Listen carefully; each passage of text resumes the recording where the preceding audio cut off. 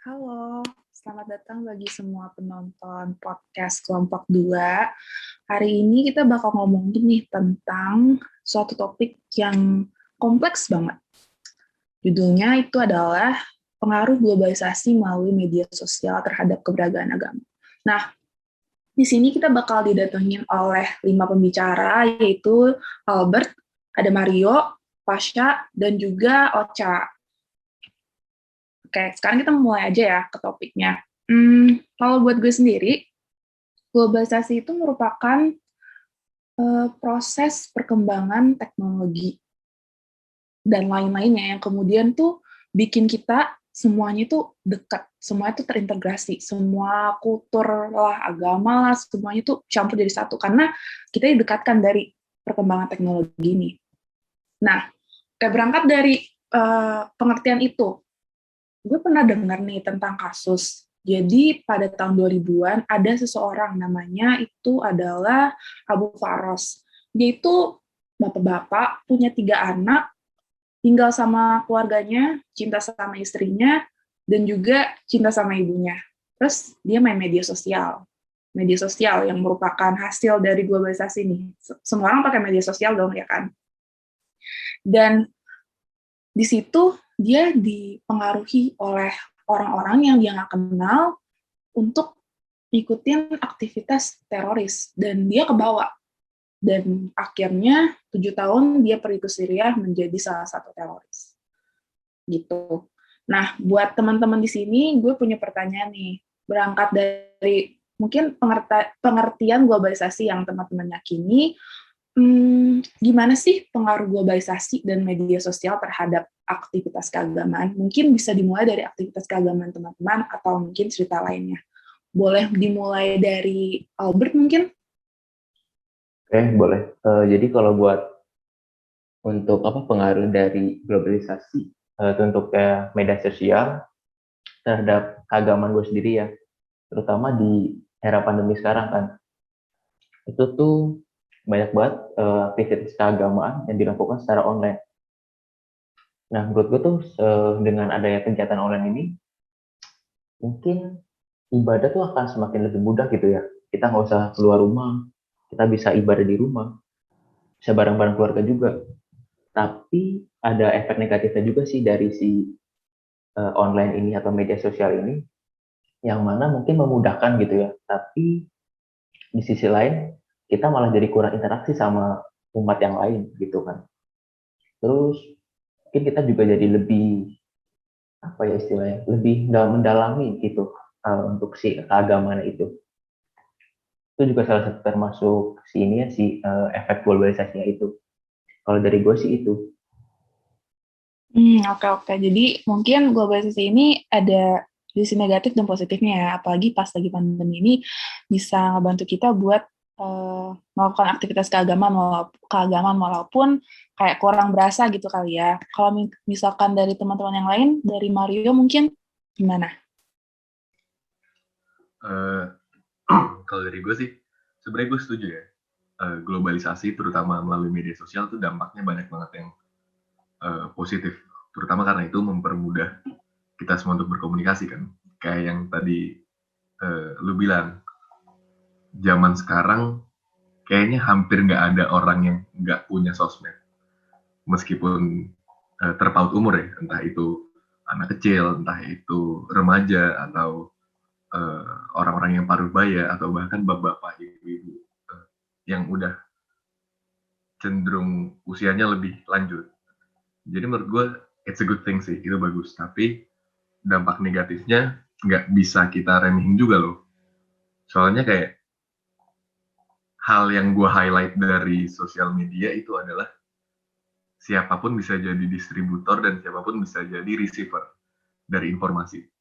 Berarti kalau kayak gitu, nggak ada batasannya dong tentang siapa yang bisa mengakses dan siapa yang bisa dapat dan siapa yang bisa nyebarin info.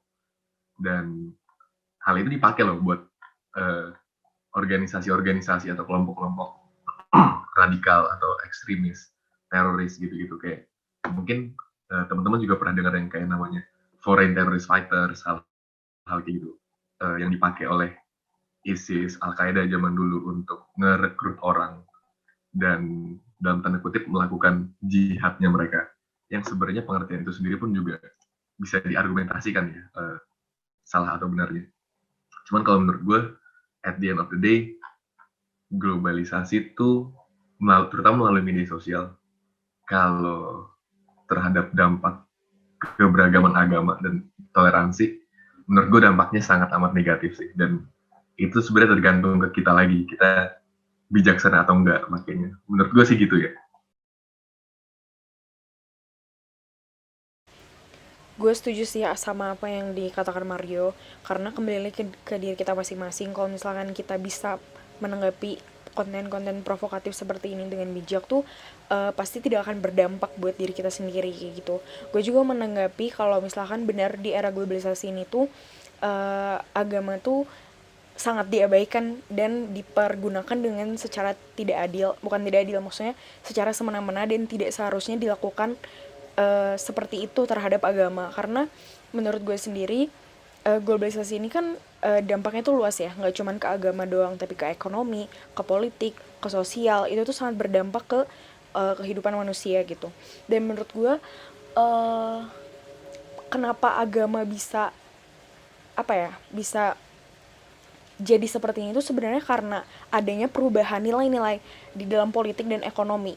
Jadi karena adanya nilai-nilai yang baru, maka nilai-nilai agama ini kayak dipertanyakan apakah benar seperti ini. Makanya kan banyak banget perdebatan antara sains dan agama. Nah, dari situlah maksudnya karena ilmu semakin berkembangnya zaman ilmu tuh kan akan terus berkembang ya. Karena perkembangan ilmu itulah maka kayak orang-orang tuh semakin nafsu, semakin rakus akan kekuasaan atau akan kekayaan dan mengatasnamakan agama. Itu sebenarnya yang berbahayanya itu sebenarnya di situ menurut gue. Oke, gue lumayan setuju sih. Kayak soalnya tuh globalisasi tuh membawa kita menjadi sesuatu yang lebih dekat, tapi gak ada filternya juga ya nggak sih? Kayak semua yang pengen kita omongin, semua konten yang mau diberikan tuh bisa-bisa aja. Jadi ya yang negatif bisa keluar dan positif juga bisa keluar gitu mungkin ya. Nah kalau misalkan buat Pasha sendiri gimana? Apakah setuju dengan pendapat Mario atau lebih ke Albert? Sebenarnya lebih ke Mario sih. Kayak cara reaksi dari globalisasi ini kan beda-beda.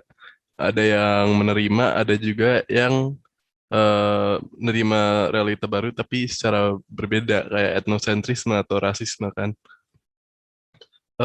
Tapi dari globalisasi juga bisa membangun dan mengembangkan persepsi-persepsi baru, kayak misalnya kepercayaan-kepercayaan baru yang kayak agnostisisme sama juga ateisme sebagai kepercayaan-kepercayaan yang muncul di era modern globalisasi ini. Mungkin dari gue itu aja sih. Oke. Mungkin dari yang gue lihat di sini perdebatannya masih kuat ya, masing-masing punya argumentasinya sendiri mengenai posisi media sosial dalam pengaruhnya terhadap aktivitas keberagamaan. Nah, sebagai seseorang yang mempelajari fenomenologi agama, mungkin sedikit dan teman-teman juga, gue mau bawa salah satu konsep yang mungkin bisa bikin perdebatan ini makin seru. Ini ada konsep dari Edmund Husserl. Dia bilang, kalau misalkan ada 3 tahapan dalam reduksi fenomenologi. Mungkin pertama-tama fenomenologi itu apa? Intinya adalah ilmu yang mempelajari fenomena yang tampak, gitu kan, yang kita tahu. Nah, kata Edmund ini, untuk fenomenologi itu bisa direduksi, dan ada 3 tahapannya. Yang pertama itu ada reduksi fenomenologis, reduksi eidetis, dan reduksi transendental. Nah, reduksi fenomenologis ini adalah peristiwa penyaringan pengalaman oleh subjek terhadap objek dengan menepis segala hipotesis. Mungkin contohnya gue nih main media sosial, terus gue dapet ajakan untuk begini-gini begitu, mungkin dari kelompok ini itu, dan ketika gue diajak untuk melakukan hal demikian, gue menepis segala bentuk hipotesis termasuk kayak unsur agamanya, unsur adatnya, unsur tradisinya. Mungkin seperti itu. Kedua ada reduksi eidetis, yaitu peristiwa penemuan esensi dari objek. Gue diajak ke kelompok tertentu untuk ngikutin hal ini. Sebenarnya esensinya apa sih dari ajakan itu? Terus yang ketiga itu ada reduksi transendental, yaitu peristiwa akan kesadaran subjek. Nah, menurut Edmund ini, ketika dilakukan 3 tahapan reduksi terhadap fenomenologi ini, bakal menghadirkan kesadaran murni atau kesadaran yang bebas dari asumsi, keyakinan, dan pengetahuan dari proses interaksi dengan dunia. Sehingga fenomena itu terlihat secara apa adanya. Mungkin kalau misalkan dari perdebatan tadi kita udah omongin nih, kata Mario, kata Pasha, dan kata Albert mungkin ketika kita main media sosial itu kan ada konten-konten yang mungkin radikal atau gitu, seperti gimana. Nah, mungkin nggak sih kalau misalkan tahapan reduksi ini tuh bisa bermanfaat bagi manusia, bagi masyarakat untuk menyaring nih konten-konten yang tersebar dari media sosial. Mungkin dengan cara itu kita bisa menepis hal-hal yang tidak sesuai dengan esensi yang kita harapkan mungkin. Kayak gitu. Menurut kalian gimana? Mungkin bisa dimulai dari Pasha. Mungkin kalau dari gue sih, reduksi-reduksi itu bisa menunjukkan apa yang baik dan apa yang enggak dalam media sosial. Jadi misalnya ada yang radikal, orang bisa tahu, oh ini bisa menjadi terorisme. Tapi kalau ada yang ceramah tentang toleransi, kerjasama antar agama kan bisa bisa dikaitin dengan hal-hal yang baik. Jadi bisa juga reduksi-reduksi itu jadi kayak batasan dalam agama untuk membedakan apa yang baik dan apa yang enggak. Itu aja sih dari gue. Oke. Kalau misalkan dari Mario, gimana? Kalau dari gue sih sesimpel ini ya. Di mana-mana yang namanya media sosial tuh orang bisa ngepost dan konten-konten yang mereka sebar, konten-konten yang mereka post itu menurut gue pasti akan penuh dengan interpretasi mereka masing-masing. Ya kan, kayak misalnya gue ngelihat orang ngepost tentang sesuatu ngeliatnya kayak oh dia gini, tapi mungkin kayak kita kayak diantara kalian ngelihatnya beda, interpretasi dari postnya tuh beda.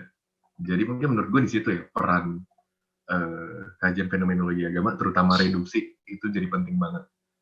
Kayak kita bisa menyingkirkan interpretasi-interpretasi subjektif dan bisa ngelihat oh informasi ini tuh kayak gini loh. Kita bisa ngelihat apa yang ada yang didistribusikan di media sosial dengan tanpa adanya interpretasi-interpretasi seperti itu. Jadi kita nggak sentimen kita tuh nggak kegiring gitu loh, nggak kebawa ke arah yang lebih negatif. Kita bisa lebih berhati-hati.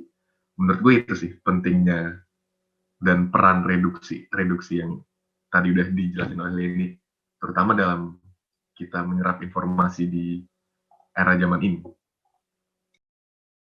Oke. Yang gue tangkep, menurut lo fenomenologi agama tuh penting nih, bisa jadi pedoman ya buat orang tuh gimana sih menilai suatu konten tertentu.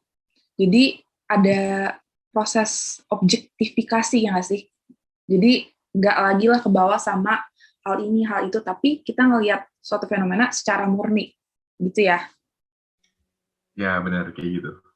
Oke. Kalau misalkan menurut Albert gimana nih? Menurut lo penting nggak sih fenomenologi agama, khususnya tahapan reduksi ini? Kalau buat gue sendiri sih, fenomenologi agama, khususnya yang reduksi ini ya, buat gue sih penting ya, karena ini tuh semacam kayak filter kita gitu kan. Jadi itu kita bisa memilih apa yang mau kita lihat, apa yang mau kita ikuti, apa yang mau kita istilahnya jadi panutan gitu ya, apa yang mau kita ikuti, mau apa yang kita lakuin, apa yang kita suka. Semua kan ada di kontrol kita kan, gak mungkin kan kita nyalain orang ini kok ngepost ini sih. Semua kan ada di kita lagi. Kita kan punya hak untuk mereduksinya itu dengan cara ngeblok mungkin atau unfollow. Kalau buat gue sih gitu sih, mungkin pentingnya si reduksi ini sebagai si filternya itu. Oke, gue setuju banget nih kalau misalkan reduksinya tuh bisa jadi filter untuk mengarahkan kita ke hal-hal yang mungkin lebih bermanfaat, yang sesuai dengan esensinya dan baik gitu ya. Iya, bener banget. Sebenarnya kita tuh butuh loh bisa tahu reduksi ini gitu. Karena kebayang gak sih akan sangat berbahaya banget kalau misalkan kita gak sadar gitu. Apa yang kita lihat tuh sebenarnya bisa memicu kita untuk ke arah yang tidak benar gitu. Jadi menurut gue ini sangat-sangat penting karena kalau misalkan kita memiliki kesadaran tersendiri, kita tuh setiap ada melihat suatu fenomena misalkan yang kontennya mengandung unsur provokatif, kalau misalkan kita teguh dan kita tuh sadar kalau misalkan konten seperti ini tuh hanya memicu kita aja gitu.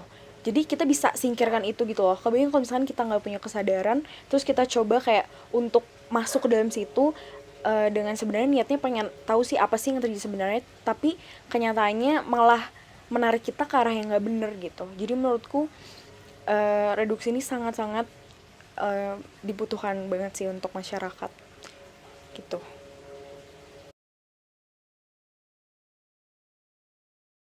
Untuk mengarahkan kita ke hal-hal yang mungkin lebih bermanfaat, yang sesuai dengan esensinya dan baik gitu ya.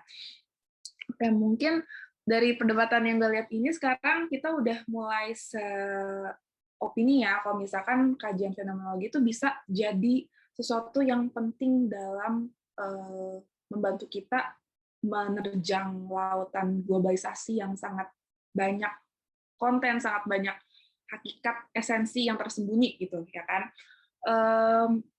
Mungkin gini, beberapa kalimat terakhir dari gue sendiri ini nyimpulin kalau misalkan globalisasi itu sebagai ya proses integrasi masyarakat dunia ya yang terbukti memiliki pengaruh terhadap aktivitas keagamaan di abad ke-21 ini tuh memang memberikan dampak yang positif dan yang negatif.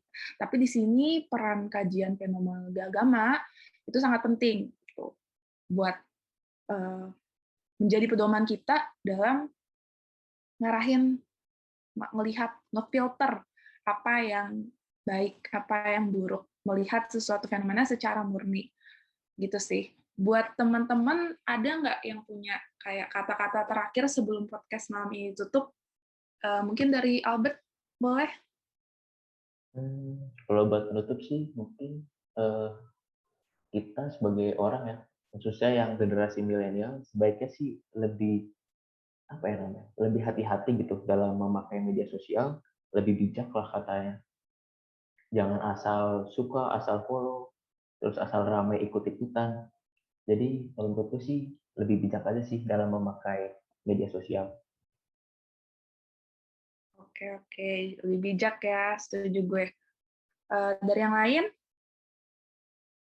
Mungkin kalau dari gue sih, karena globalisasi dan media sosial ini merupakan fenomena yang masih baru, kita belum juga tahu 100% dampak dampak dan implikasinya sebenarnya tuh bisa apa aja.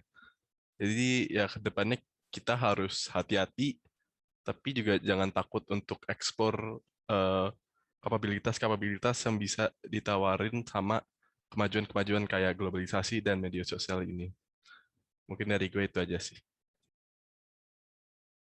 Oke, terus selanjutnya dari Mario, gimana?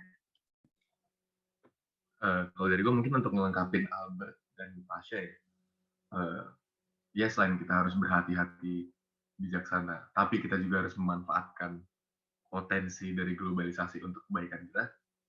Menurut gue kalau di sosial media kita harus lebih berhati-hati dan lebih nggak percaya sama orang sih, harus bisa difilter gitu loh. Oh, yang ini bisa gue percaya, yang ini nggak bisa gue percaya, yang ini positif, yang ini negatif.